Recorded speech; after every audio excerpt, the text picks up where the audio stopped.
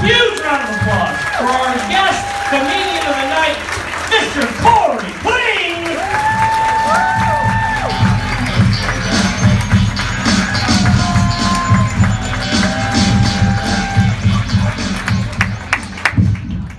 Thank you, I appreciate that applause. I know it's only because I'm in the Air Force and not for my comedy. But I accept it for some reason, because I have low self-esteem. I'm in the Air Force, I just hit 13 years. Thank you. I do appreciate that. You don't have to clap for me, I'm not one of those types like, I don't give a shit about your freedom. I just love the medical, because my kids are clumsy, so it works out. I got to Korea at a weird time. I got there last July, and I got there right after, remember last year the Malaysian flight disappeared? I got there after the Malaysian flight disappeared, but 2 weeks before the second one got shot down. And I was like, it fucked with me. I was like, that's crazy. I was like, 2 weeks later, that could have been me. I was like, it doesn't really make sense because I flew Korean Air, but I don't know if all Asian airlines look alike.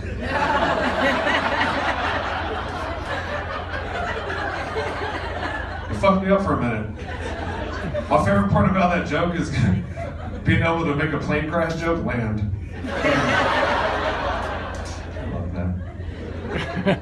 I do have 2 kids. I haven't seen them yet. I've been gone for 6 months. I'll see them next week. I go to Pennsylvania before I go back to Korea. And it sucks as you spend time apart. But before I left, we went on these family vacations. We went all out. Disneyland, Legoland. We went to the San Diego Zoo. Fuck the San Diego Zoo.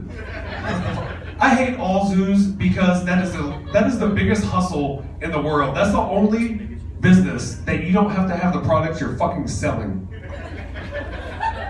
It's ridiculous. We go to the zoo, San Diego Zoo, I don't know if you've been there, it's huge. You gotta take the bus and see the whole thing. And they're like, around this next corner, we have 4 African lions. And then we get there, and there's no goddamn lions. They're like, oh, it must be bath time. It's not fucking, you don't have lions. You fucking assholes, you have 10,000 flamingos. That'd be like coming to a comedy show, and they're like, this weekend we got Brett Ernst. And then then Mike comes back up and he's like, ladies and gentlemen, Brett Ernst. Oh, it must be bath time, he's not here. Sorry, no refunds. What the fuck? It's bullshit. I don't know why I'm so bad at zoos. I like having kids. I don't know if you guys have kids. My kids are 11 and 12. Look, I'm 30 years old. I have an 11-year-old, a 12-year-old, and then I got a vasectomy at 22. Fuck that noise. I love them, but Jesus. No, they're cool. Okay, you make mistakes. If you have kids, you make mistakes, and you have to understand you make mistakes. If you know parents that act like they don't make mistakes, fuck them. Don't let your kids hang out with their kids. They're assholes. You make mistakes. My biggest mistake, which I thought would be adorable, which wasn't, I was like, you know what's worse? Or you know the worst thing in the world is? Adults that don't know how to talk shit. So I'm gonna teach my kids how to talk shit. They were 5 and 6 at the time. It was adorable. They're 11 and 12 now. They hurt my feelings daily. They got too good at that shit. Look, we're playing Call of Duty. Okay, like all I do in my house is just play video games all day. Like my kids are really smart. They read books and shit. It's weird. Like I feel like Danny DeVito and Matilda. I'm like, why the fuck are you reading that? Divergence in theaters. We can go see that shit. We're playing Call of Duty and they're whooping my ass. Like, cause they're good, cause I let them play all the time, cause I'm a horrible dad. But they're whooping my ass, and I'm getting mad, I'm getting furious. I'm playing them like they're adults. And when they play and they get mad, I'm like, look, it's a game, it's supposed to be fun. Then I'm playing, I'm like, fuck this, you're grounded. Like, ugh. But they're whooping my ass, and my oldest, I see he thinks of something to like talk shit. I was like, what's up, man? He's like, Dad, if you were better at Call of Duty, do you think you and Mom would still be together? It's like, oh, shit. Well done, man. Good job.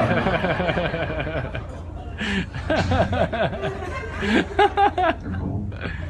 I've recently discovered the secret of parenting. I don't know if you know this. It's really simple. All you have to do is lead by example. I have 2 boys. All I have to do is be the man I want them to one day become. Does that make sense? Be a good person. Be a person that you'd be proud that they become. That makes sense to me. We do that shit in my house. So when they grow up, they're gonna be handsome. They're gonna be funny. and they're gonna marry whores. Woo! Because their mom's a whore. She's alright. She's okay. She's okay. I feel like I should explain that joke. She was seeing my best friend behind my back. Like, this, whatever, it's fine. Like, my friends get bitches. Like, what did I expect? Like, my friends have game. I don't hang out with scrubs. I can't believe you say But I was a supervisor, like, for real. Like, this is real. Like, he's in the military, I'm in the military. At least we know she supports the troops. With her mouth.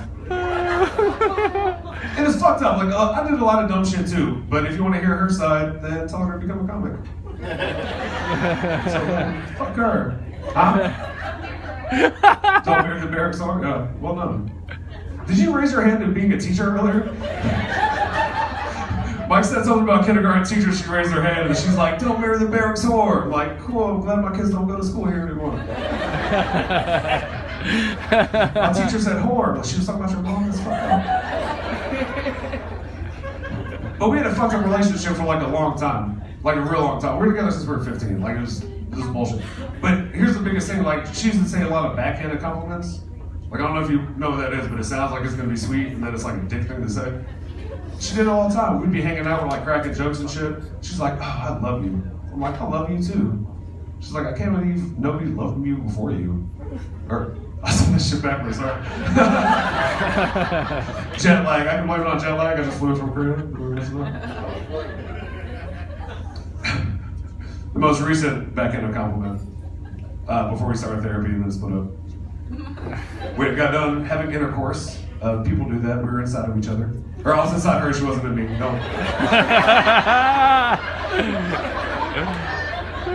Don't worry about what I like.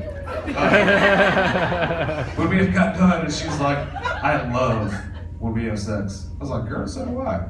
She's like, "No matter how often we have sex, I don't have to worry about being sore the next day." I was like, got me. I found a way, guys. I found a way to get her back. And it's awesome. Guys, try this if your girl's just being a dick. It's really fun. Just wait till they get out of the shower, and they're like drying off, and they're still naked, and just walk in and go.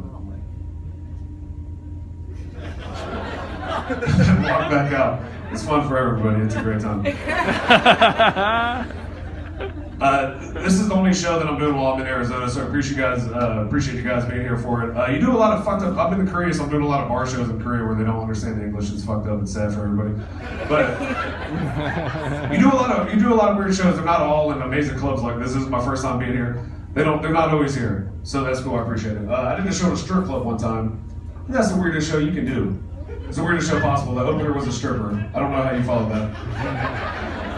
But it made me realize it's the only form of entertainment that could be set up that way. You know what I'm saying? Like, you come to a comedy club, we come on stage, we make you laugh. I want to see a strip club set up like that. Like, you just walk out, there's guys like, "Excuse me, baby, you want to hear some jokes? It'll be $10 for 5 minutes set, you can get 3 sets for 25. All right, that's my time, everybody. Thank you very much. Have a good night.